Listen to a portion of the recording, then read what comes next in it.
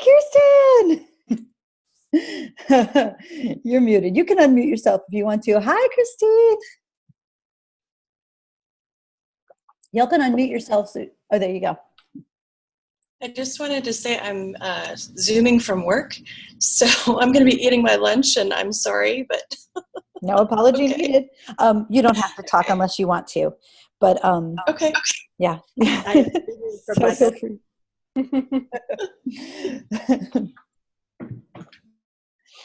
I love your purple. It's so pretty. Thank you. I was feeling like it was a little too, isn't it? I don't know. It's like too industrial, corporate. I don't know. It doesn't quite work. The color's good, but the shape isn't. I know that feel. I try to avoid any kind of, these protect me from ever looking corporate. Absolutely. On my hippie jewelry. Hi. Oh, it's, do you go by Katie or Catherine? Can you hear us? I know you're muted. You can unmute yourself if you want to and then remute. There's a little button down on the left there. Got it. Hi. Hi. I've never met you before, only online. Hi, I'm Katie.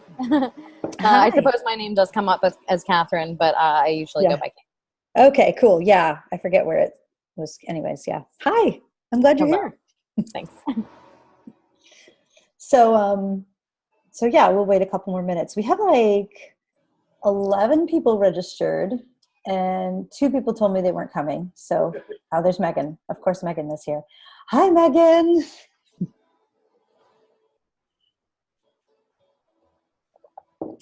So I'm really excited y'all are here. I haven't done this workshop online before. I've done it in person, and I wanted to try doing it online. And so David, hi David, welcome. Hey, David just registered last night.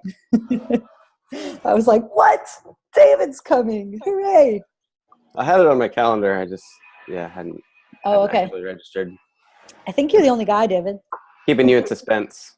I know. It was just a serendipitous moment when I saw the email. I was like, oh, look at that. Hooray. So yeah, I was just saying, I've never done this workshop online. I've only done it in person. And so I thought, I want to like offer it to bigger audiences online. And I was like, before I do that, I should do it to yes, there is a chat. I was like, I should do it for, a smaller group. And so I just posted in a couple of Facebook groups, and then I was like, oh my God, all these people are registered. Like there's actually more people than I expected that signed up for this. So that was exciting. And yeah, we'll wait a couple more minutes because there's 2 more people that I'm still expecting to show up. Bye, David. That's a nice picture of you though. So for anybody who's not familiar with Zoom, there is indeed a chat. There is also in your lower left-hand corner, you'll see where you can mute yourself. And also you can stop your video. And I had everybody muted as they come in. It's not going to be like a huge group, so you definitely can unmute yourself if you want to. Also, in the upper right-hand corner, you can toggle between speaker view and like gallery view. So yeah, that's just a fun thing with Zoom. I've got you guys on gallery view, so you look like the Brady Bunch. It's kind of fun.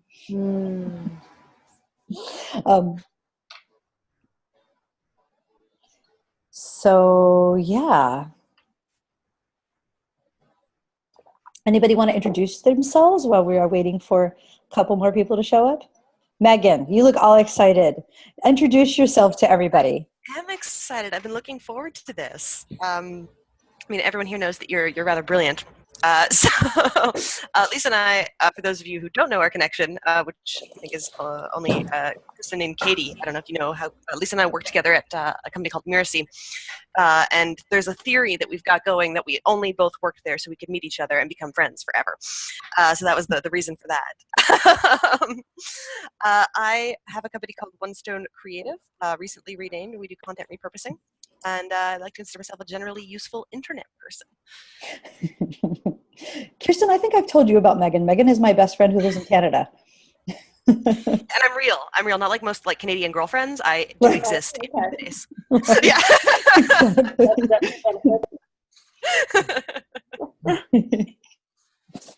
Okay.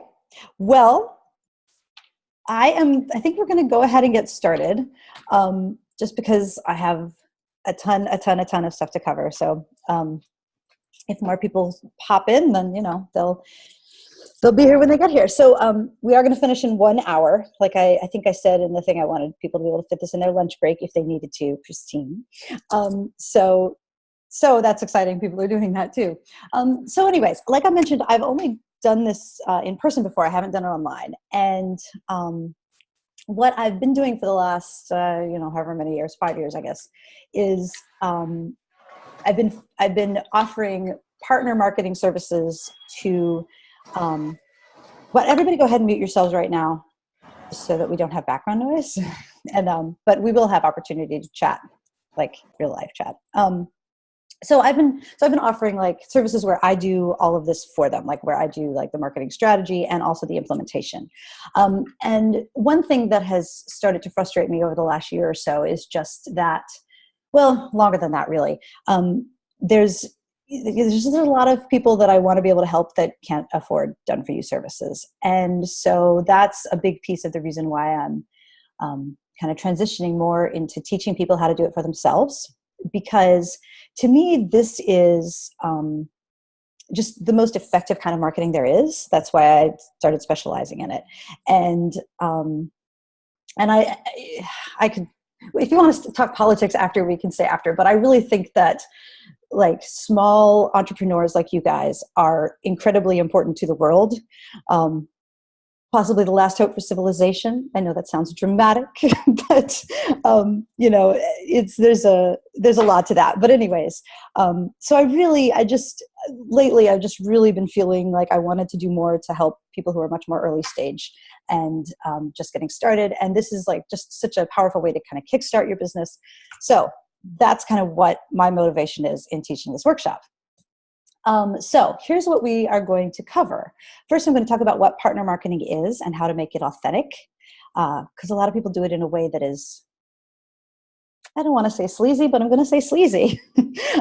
There's a lot of kind of weirdness around this type of marketing. So we'll talk about that briefly. Then we'll talk about the 5 different types of partners that you can look for, which is not an exhaustive list, but it's kind of the main ones that I've done in the past. And I'm going to give you guys time to actually brainstorm possible people that you could reach out to in these categories. And then we're going to talk about how to structure partnerships. I have 7 different ways, again, not exhaustive, but so just some ideas on different ways that partnerships can be structured. And then we are also going to talk about specifically how to email partners, because a lot of people do that really wrong. I am going to give a shameless plug, because I do have some other programs. I have a coaching program and I have a workshop I'll be teaching in Atlanta. There's only a couple of us that are in Atlanta, but so I'm going to talk about both of those, because obviously this is 1 hour. There's like a lot that I can't cover. So this is kind of a deep dive into one little piece of all the stuff that I teach. Because I wanted to be able to give you guys something really practical that you could walk away with and actually implement. So you are going to finish this with something you can actually implement. But I'm also going to give you information if you want to get more, more of my programs and more information about it, then I'll give you some links for that. Okay. What is partner marketing? Who's familiar with Gary Halbert? I know several of you are. He was a really famous copywriter. Who told a story which you may have heard if you've listened to Marketing Circuit is All. And so he used to tell his students, suppose we were going to have a competition, I'm going to give you a hamburger stand, I'm going to have a hamburger stand, and we're going to have a competition for who can sell the most hamburgers. And you get to choose one advantage. What do you want to choose for your advantage? Anybody want to guess? Who doesn't know the story? Because I know some of you do. Does anybody not know the story? Okay. You want to guess what would be the advantage that you need to sell the most hamburgers? The best price. Oh, good one. Get best price. Anybody else? The most customers. Very close. Very close. Usually people will say the best price, the best quality, the the best service. There's all sorts of things. So Gary Halbert always said, there's only one advantage that I need, which is to be able to put my hamburger stand right next to a starving crowd. And that is what partner marketing is about. It is about finding where your starving crowd already is and putting your hamburger stand there. So basically, the idea of where your crowd already is has to do with influencers and places, people, all the different types of things that your ideal customer is already following. So one thing you need to know about this, which I'm not really covering in this workshop, is you need to know exactly who your ideal customer is, and you need to know what they need to know and experience before they're ready to buy your product. But once you know those things, then it becomes a lot easier to find, okay, well, here's a place where my ideal customer is definitely going to be, where there's going to be a lot of my ideal customers. And partner marketing is about getting those places, those people, those publications, those different types of things to talk about, to promote, to recommend your products and services. And then what's really great about this, and the reason why I think this is so powerful, is because marketing it stops being this thing where you're trying to convince people, oh, please buy my product. And instead it becomes this thing where you're actually filtering people out because you have a lot of people coming to you. And so instead of being like, oh, how do I find more people? It's like, okay, is this person really right? I don't know. Let me see. Maybe not quite yet. Why don't you go to my colleague over there and then come back next year or whatever? You know, it just takes all the stress off of growing your business.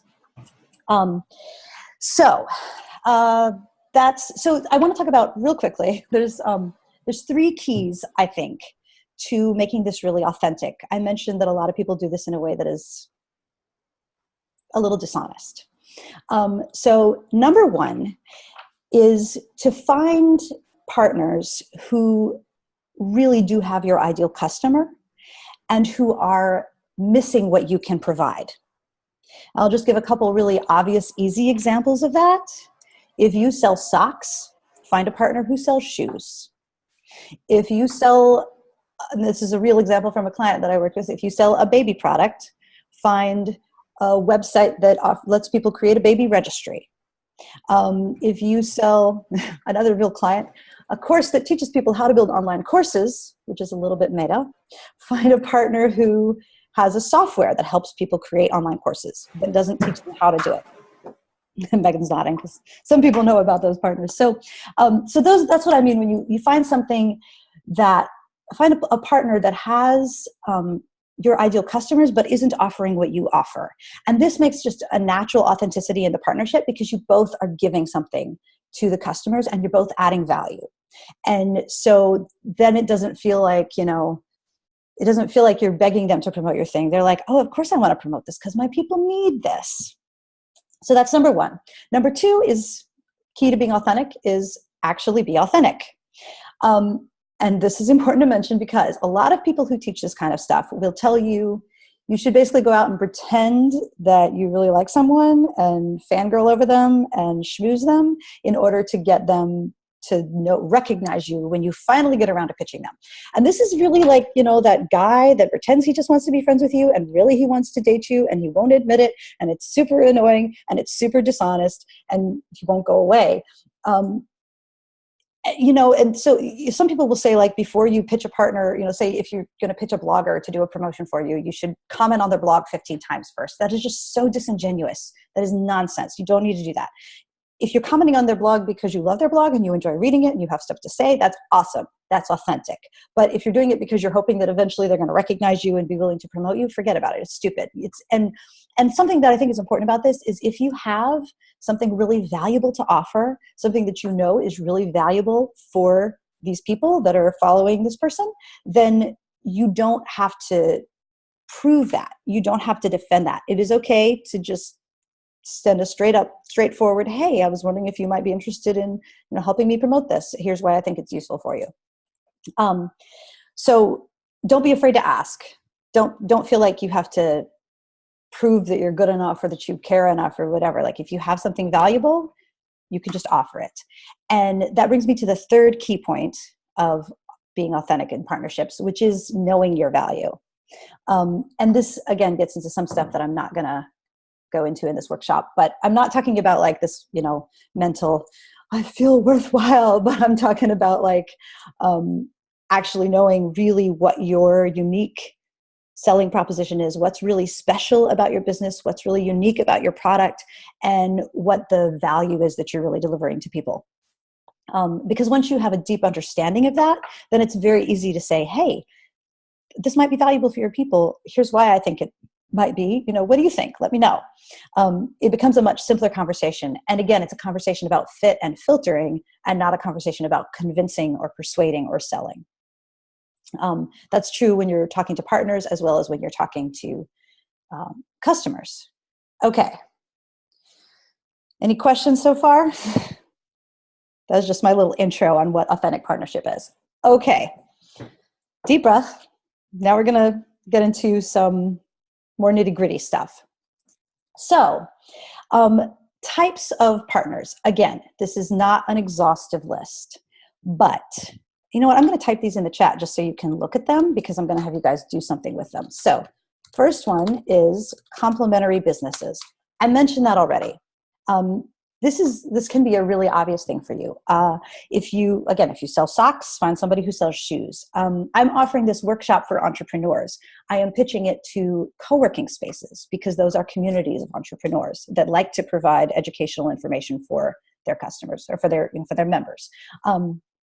Those are some good examples of complementary businesses.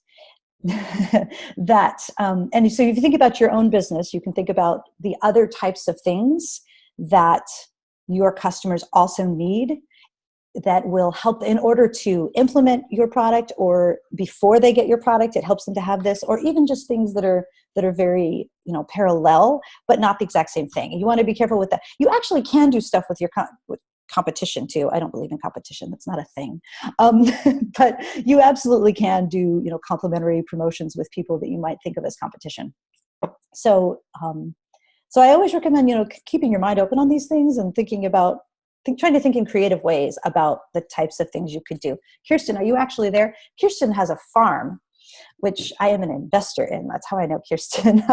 But it's not actually how I know you, but so I mean, yeah, no, I was just going to say you could totally do partnerships with other farms, for example, just because each farm is so unique and different, and there's so many different things that,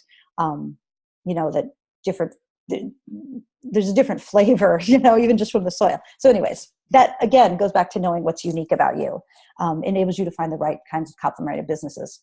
All right. Another example is online influencers. Now, this is something that I've kind of specialized in. This works best, obviously, if you have something you can sell online. Some things you can't sell online, like farm food. But if you have something that if you have any piece that you can sell online, then online influencers are a really great thing. And the thing I love about going online is that your audience is infinite. And again, this goes back to, you don't have to be searching desperately for customers, because you have not quite infinite, but the whole world, really. I mean, you have a very broad potential base of people. And so it becomes more about filtering out who's not right than about trying to find somebody else to buy it. So online influencers could include everything from, bloggers, or, people with big email lists, even online communities. It could also include things like, I was thinking of something else and I forgot it. It'll come back to me later. Oh, just regular people with a big following on social media. I've done some really cool promotions that were just based on that, And the next category is publications. Here's where you want to think about what your ideal customer is reading, which could be online or print. And partnerships with these can be, well, it depends on the type of publication. This could also be bloggers. Some bloggers are more like publications than, individuals. Magazines, that kind of thing. Sometimes, they'll want to do advertising, and then that's really expensive. But this also would include categories like PR, which, is always free and can be incredibly effective if you do it right. So another category is social media and support groups. So this is mostly groups. Also meetup groups, groups on, Facebook, groups on Meetup, groups, even live groups like, networking groups, that kind of thing, or support groups for the thing, like if you do something with health, you could find a support group for people with chronic illnesses, this kind of thing that meets live, all sorts of things like that. That's actually the only way I promoted this workshop, was posting in some Facebook groups. And one thing to think about here is whether, if you are a member or close to being a member of your ideal customer group, then you're probably already in groups that have a lot of your ideal customers in them. And that was how this worked out for me. Like, I'm an entrepreneur. I'm in a lot of entrepreneur groups. And so, I just posted in them and people were like, oh yeah, I want to be part of this. So then the last one I was thinking of is conferences and events. And this really, it depends on what type of business you have, whether this is going to be valuable for you or not. As a general rule, what I have seen is if you have something that is kind of personality based, such as, coaching or teaching or healing or, something along those lines, these kind of things can be really good. Or if you have something that people are really likely to buy because they see it, the more impulse purchase kind of thing. But, if you, something like, and also it depends on the price point. If you sell jewelry that's, 10 to 20 bucks a necklace and you pay for a booth at a big expensive conference, you're probably going to regret that. And I've seen people regret that kind of thing. And it seems like such a great thing, but there's so many people there. Was that all 5? Yes, one is up there. Okay, so what we're going to do now is we are going to take 5 minutes, and actually we're going to make it 3 minutes because I don't want to run late. And I want you guys to brainstorm actual either categories or even specific potential partners for your business. So think about your business and just go through each of these categories for a couple of minutes. Think about different types of complementary. So it could be just types. It doesn't need to be specific ones, but feel free to use Google if you want to, if you have time, and try to come up with specific ones too. And so I'm going to mute myself. I'm going to set a timer for 5 minutes. And no, sorry, 3 minutes, because I'm talking a little more than I planned, like always happens. And then we'll come back. So you can pull up a little text thing, or you can use a piece of paper, whatever works for you. All right, time, go.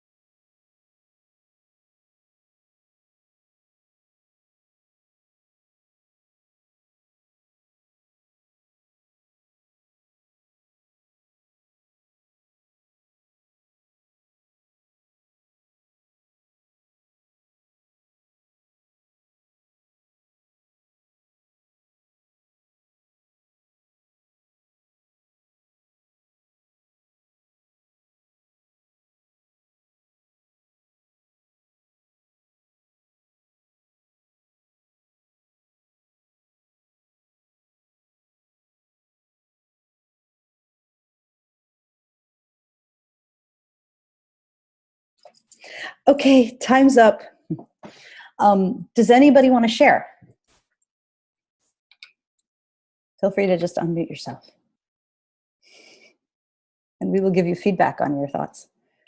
I'll share. My name's Katie. Everybody, I run a small embroidery business here in Atlanta. I specialize in custom patches and fast turnaround for the film industry. I also am kind of tracking backwards into like monogramming and gift accessories. So my complementary businesses that I came up with were services like t-shirt printing businesses and bridal boutiques and gift stores. Online influencers I kind of am struggling with, being attached to clothing brands who are kind of, promoting their own items while also promoting my service, as well as, really just trying to get my patches on anybody that people look at. For publications, I also have kind of a struggle other than things like resource books. For example, anybody who's in like the film industry, they're looking through a resource book, looking for certain services, having an ad in there. However, nobody really uses those.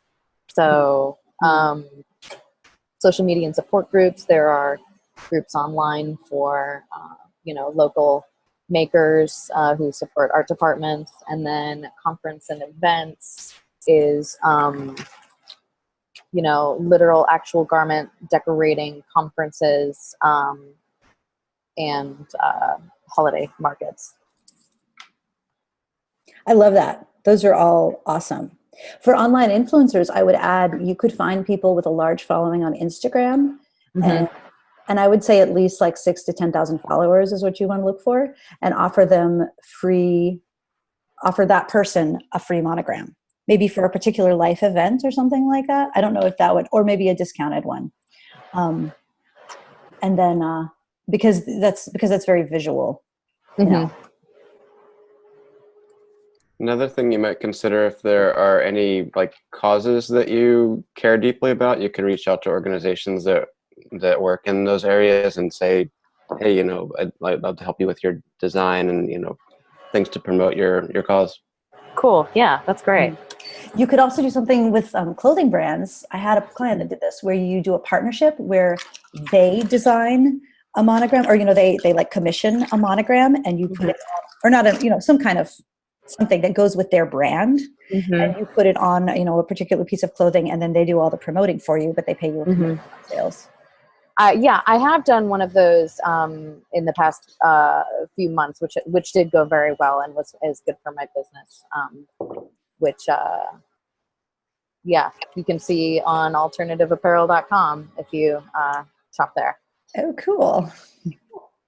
I was thinking too, for events, look at going to film premieres, like the local film premieres, because the only people that show up to those are the people involved in them.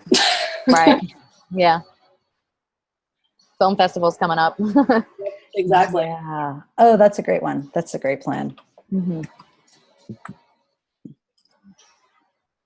Cool. What's your business called? It's called Tulip Cake, TULIPCAKE. And follow on Instagram. I try to post, videos and patches and little things. If nothing else, it's just something to look at. That's awesome, Katie. That sounds really cool. Thank you.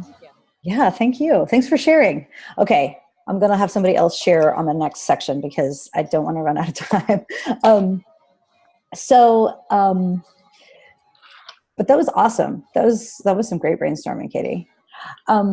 Okay, so the next section I want to talk about is how you structure these partnerships, which we kind of discussed a little bit just going through this. But again, I'm just going to run through a few different ways that I've seen them done. I have 7.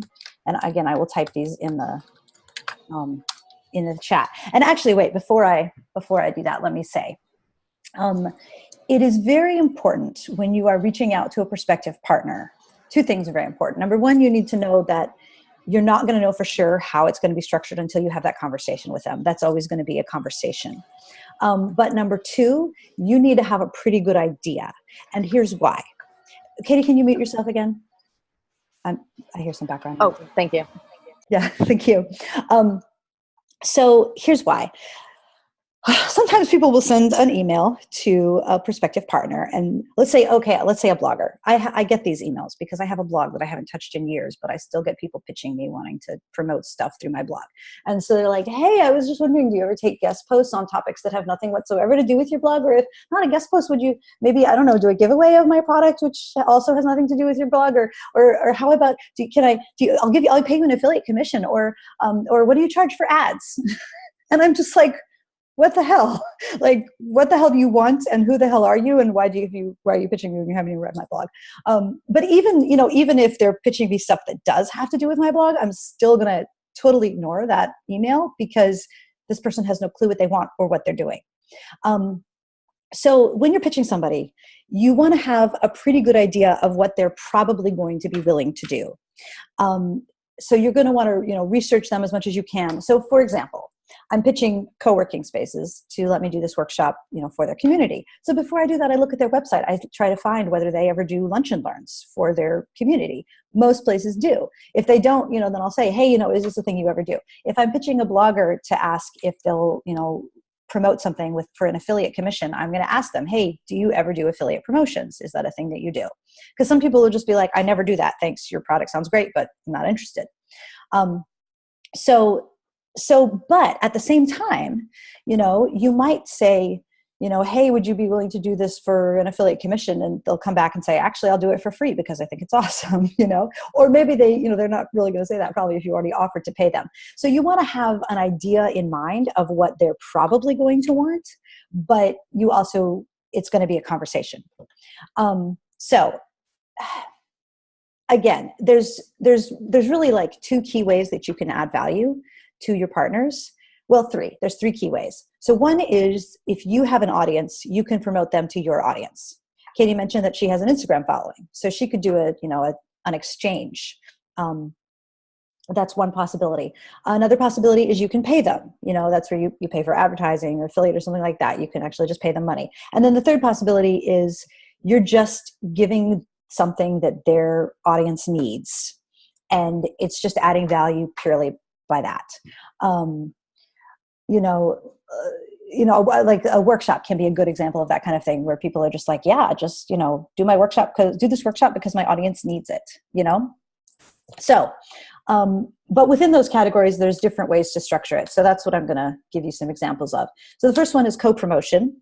That can be a thing where you're each promoting for each other. So it's like an exchange, like you promote my thing, I promote yours. Or it can be something like we were talking about with Katie, where you create something together, like, you create a monogram that's specifically for a brand, and then, they promote it, but it's kind of a joint thing that they're promoting. Another example of that would be online summits. You may have seen these. Online people do this a lot, where like a bunch of different people will all be speakers at a summit, and then everybody who's in the summit is going to promote it to their own audience, and then you end up getting more people to it. So those are just there's a lot of different ways to structure, but a co-promotion, or, if you did a complementary business, let's say the shoes and socks example again, they could just you could do a special where, you buy this pair of shoes and this pair of socks, and you get a discount on both of them because you buy them as a package, even though they're from two different companies.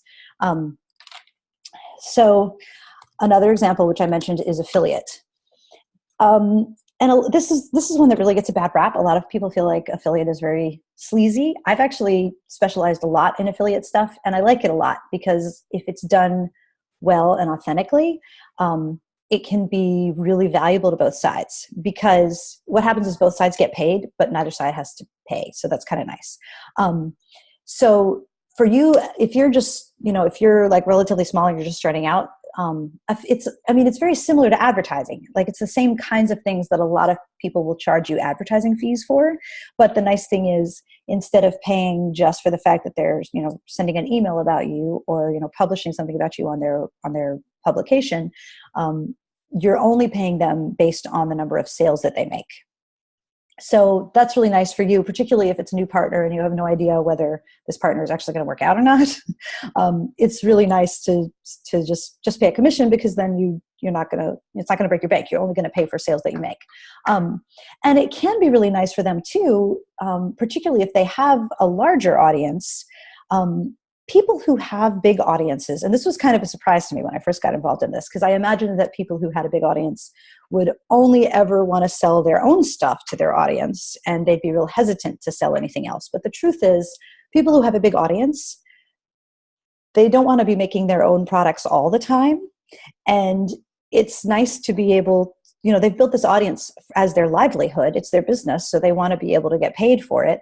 And so if you have something that's really valuable to them and they can promote it and also get paid for it, that's a real win-win for them. It can be, if it's, if it's the right fit. So, don't undercut your value. Again, this goes back to knowing your USP and your value, but that's really important.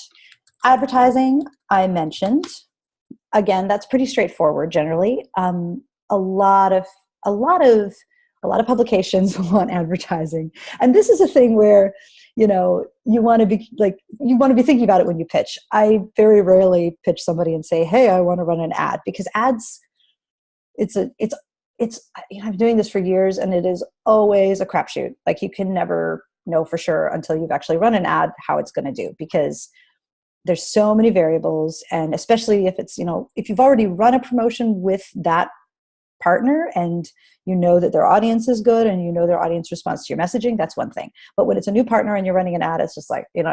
So you want to track it really well. You want to think through all the variables really well. You want to start really small. But it's nice to have as a backup. So, sometimes I'll pitch people like, hey, would you be willing, would this interest you for media coverage, for a PR type thing? Or would this, would you be interested in, doing this for affiliate? And they're like, well, I only do ads, but it's a possibility. And again, it can be really effective. But you also need to think about the oversaturation of ads in our society today, and do it in a way it's going to be really targeted to your ideal customer. And then again, don't spend too much of it until you know that it works. The next one I have here is giveaways and discounts. I mentioned that with Katie too. Like, I've seen a lot, that's actually can be incredibly effective, where you give one piece of product and you end up getting a ton of sales as a result of it. And there are a lot of people that are happy to do that kind of thing, particularly I think with fashion products and physical products and things that have, kind of a tangible value. A lot of influencers love to give deals to their audience. And this can also include things like, deal sites, which can be very mixed, but that kind of thing too would fall in that category. So that's another way to structure it. I also have content or speaking, which is what I'm doing right now. Like I said, I'm doing this. I just promoted this just to some Facebook groups, but I'm going to be offering this online workshop through partners to their audiences. So that's an example of a content speaking thing. That's the kind of thing you might do at a conference too. If you have teaching a workshop or even being a keynoter at a conference, that can potentially get you a lot of customers depending on what type of product you have and what your sales path looks like, which is another piece that I'm not covering in this workshop, but it's super important. Another one is ambassadors, which is basically where you kind of, pick a few people who are really big influencers to be the spokesperson for your product. I think it's Lululemon that did this. Somebody correct me if I'm wrong, because I mix up all those yoga brands sometimes. But it's so Lululemon, if I've got it right, is a company that makes sportswear mostly for women, a lot of yoga gear. So when they first launched, they found a bunch of yoga studios. I don't think it was Prana. It was one of the ones that starts with an L, but there's a couple of them and I mixed them up.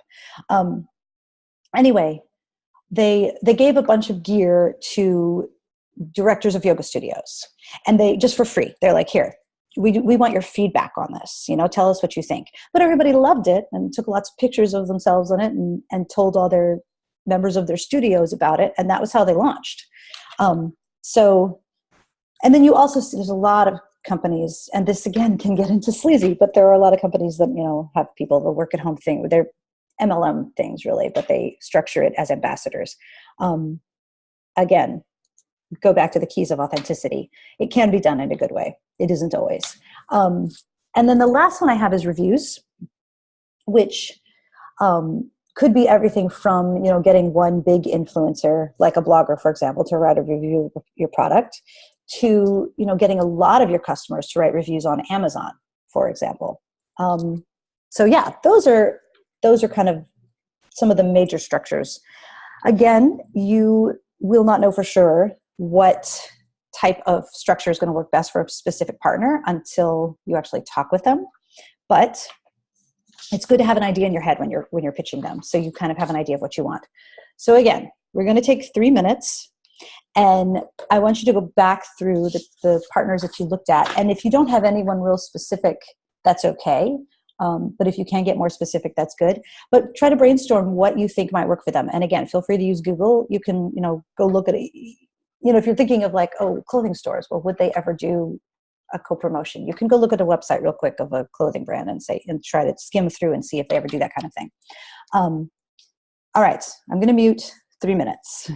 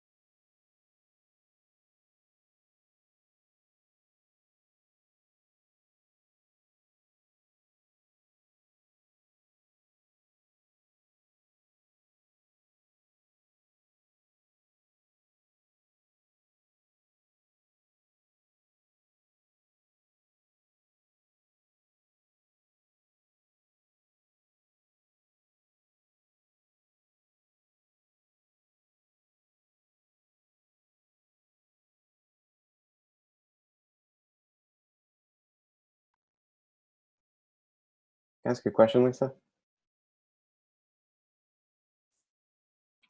Of course. So I'm looking at this in terms of the clinic that you and I talked about. Yeah, I thought you were.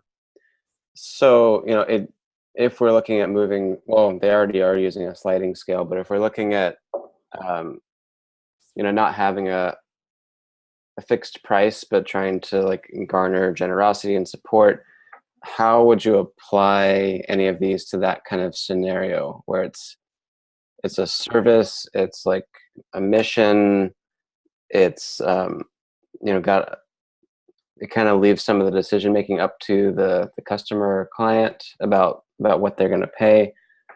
So I can think of partners to partner with, but it seems like the co-promotion kind of thing would work probably best, and speaking. But as far as like what to offer, what to try to get out of it, particularly, I'm a little fuzzy on, other than just like more people in the door. That is time, by the way, for everybody else. So, sorry, clarify your question a little bit. You're wondering what you would be offering? Yeah. Is that the core of the question? What I guess so. what Yeah. they would have to offer? hmm In a way that's like easily describable and trackable, and or maybe I don't know. Maybe that doesn't matter. Okay, sorry, wait. Do you mean like what they have to offer partners or what they have to offer customers? Yes. What? Yes. Yes. Both? Yeah. Right. Well, that is outside the scope of this workshop. But I mean, that goes down to niching and USP, and I think you have a solid one actually. It's just a matter of identifying it. So, I mean, what you have to offer customers, I guess, ultimately is health, and then it's a matter of defining that better, putting that into words as a benefit, and then what you have to offer partners, I would say don't offer money. Let's start with that, because, just because of the way the payment structure is. Just so everybody knows, David is helping out a nonprofit acupuncture clinic. Acupuncture. I was going to say chiropractor. I'm like, that's not it. It's acupuncture clinic that has a sliding scale fee, but no, it's not sliding scale. It is. They're not charging enough is what it comes down to. Right. It's super cheap and they're not really making any money. It's not in Atlanta, unfortunately. I see Katie going, Yeah, we're in Oregon. But, a bit of a drive.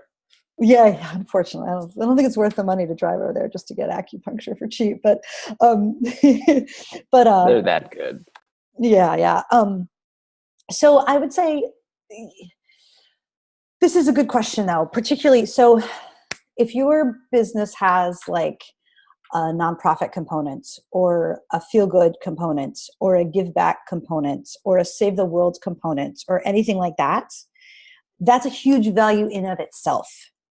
Just look, I'm doing this awesome thing. We're helping low income people access alternative healthcare. That's I think we underestimate the generosity of people, and particularly of prospective partners. Like, people love to help and promote good causes. So that's the benefit that I would focus on, David, with that is, hey, look, we're doing this awesome thing. Don't you want to be part of it? I have a story about that, which I'm not going to tell because we're almost at time and I still have 2 more really important things to cover. But if you want to stay late, remind me the story about generosity and value. Okay. Any other questions? Actually, I'm not going to have somebody else share because we only have like 12 minutes left. But does anybody else have any questions about that section? Okay. Okay, so now is my shameless pitch real quick. I think I've mentioned like a lot of the pieces that I'm not covering in this. The core thing that you need before you're ready to do partner marketing is the groundwork of understanding exactly what your value is and understanding exactly what you're offering both to customers and to partners. Another piece that's really important that I'm not really talking about at all is tracking metrics and criteria, and that's kind of nitty gritty and numbersy. I see Kirsten smiling; she's a data person, but that's super important too, and that's a big piece of this that I'm not talking about at all. But it's really bad when you spend a lot of time and effort on a promotion, and it turns out that the partner either wasn't a right fit or wasn't the audience just wasn't big enough, and you end up with nothing, and it's very discouraging, and you can feel like this doesn't work. So those are real important pieces. So the 2 programs that I want to tell you about where I go into more depth on this, and this is going to be real fast, are number 1, if you are in Atlanta, which a couple of you are, I am teaching a workshop that I am super, super excited about. Hold on, I want to type the link in the chat. But it's going to be like a overview of all of the steps for partner marketing, and it's going to be on September 23rd. And the really fun thing about it is pay what you want, which again is a whole thing I could go on about. But the key thing is it's going to be it's a $25 deposit, and then after that you pay what you want. So that'll be most of the day. It'll be like 10 to 4 on Saturday, September 23rd. And there you go. There's the link for those of us in Atlanta. The other thing that I offer for long distance friends, of course, is coaching, which is a 6-month coaching program. It's $400 a month. And I basically help you walk through all the steps. And the key value of it is that it's not going to take up a ton of your time. I'm structuring it so you can spend a couple of hours a week on your marketing and double your customer base within the 6 months. So that, if you're interested in that, you can sign up for a call. I can't remember what hold on, I got to find my link. So you can schedule a call with me. And so in this really quick, it'll be like a 30-minute call.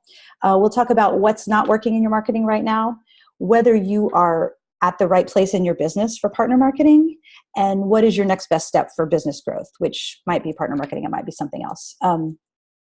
So hold on, let me find the link for that. I had all the links saved and then I lost them. There it is. Okay. I got all excited.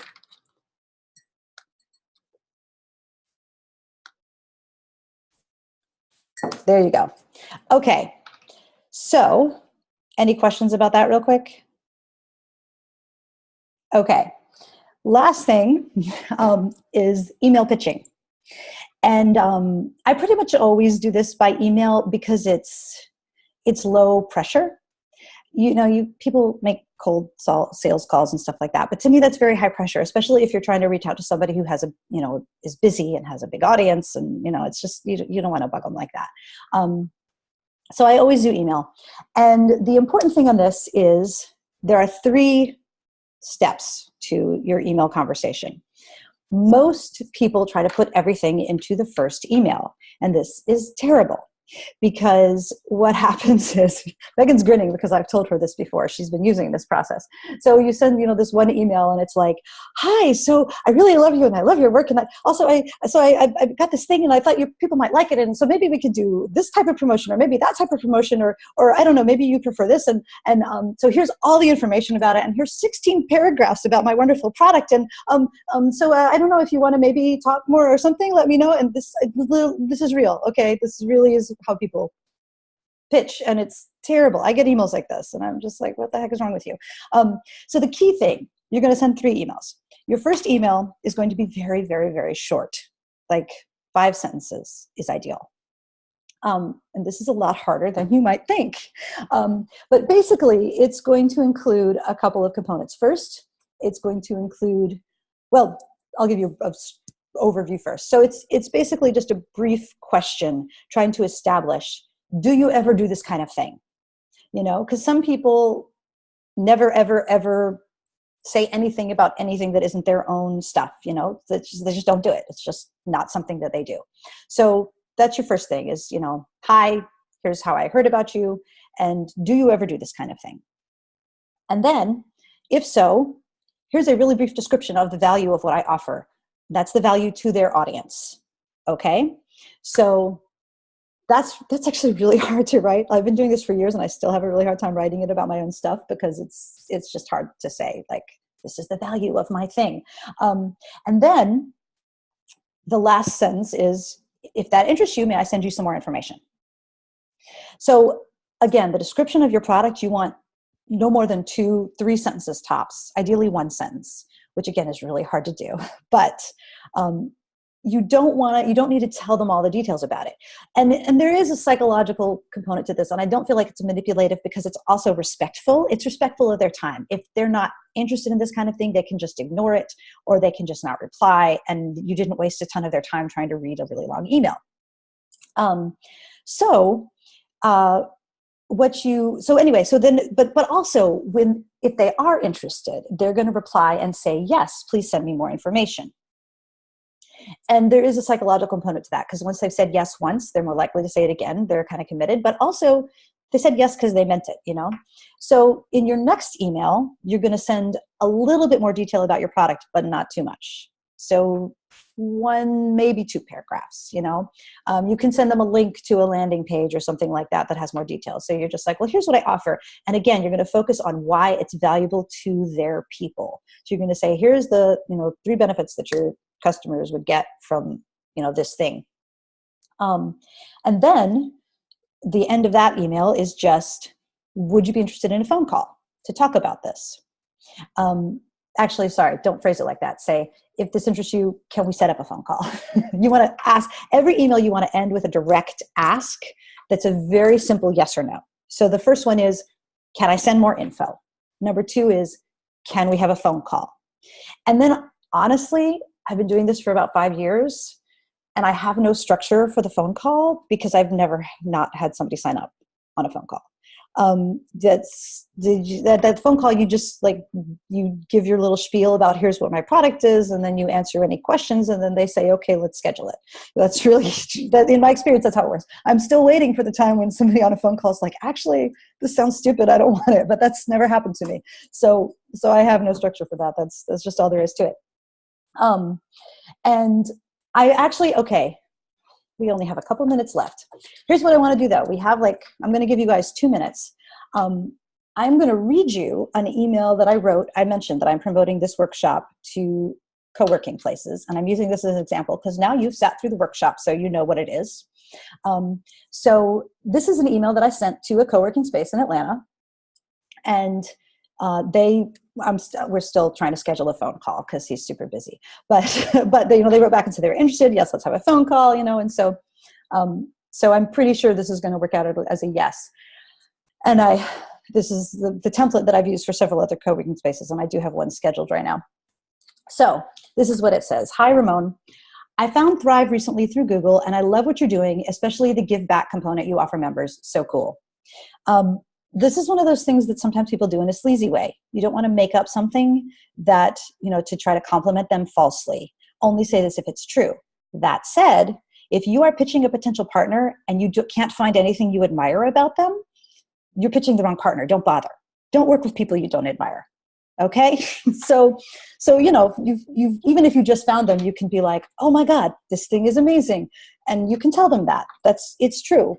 That's the first paragraph. Second paragraph. I was wondering, do you have a way for local experts to apply to present at one of your lunch and learns?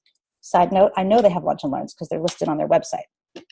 I'm a marketing strategist specializing in partner marketing, and I've recently started teaching a workshop on it.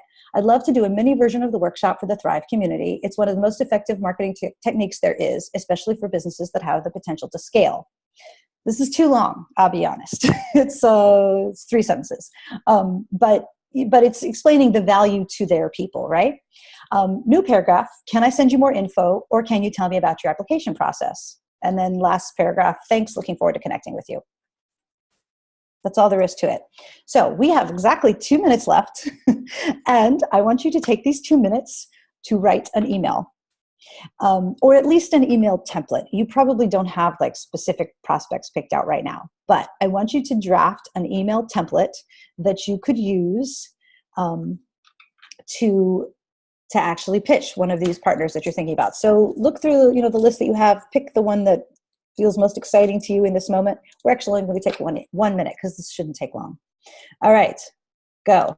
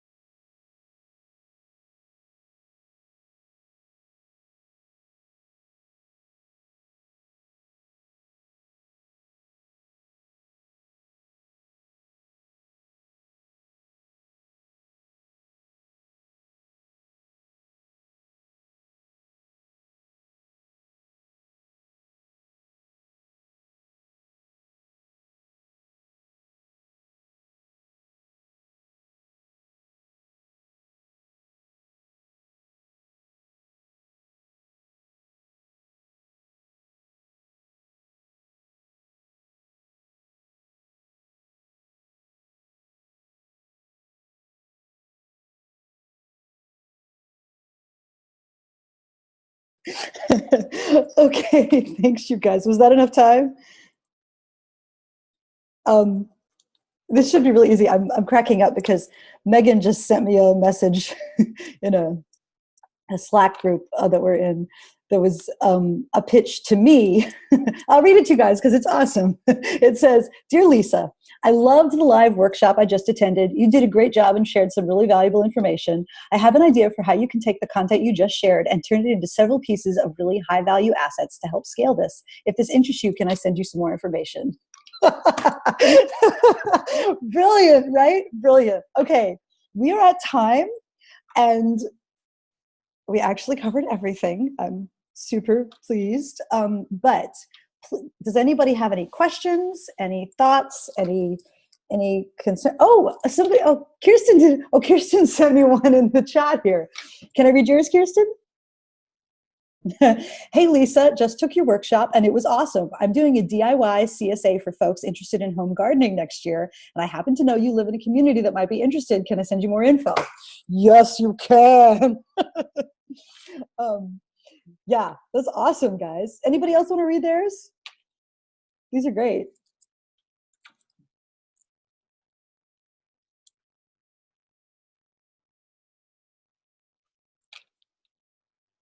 Christine, you haven't talked at all. You want to share, or do you have any questions? Not trying to harass you. No, that's fine.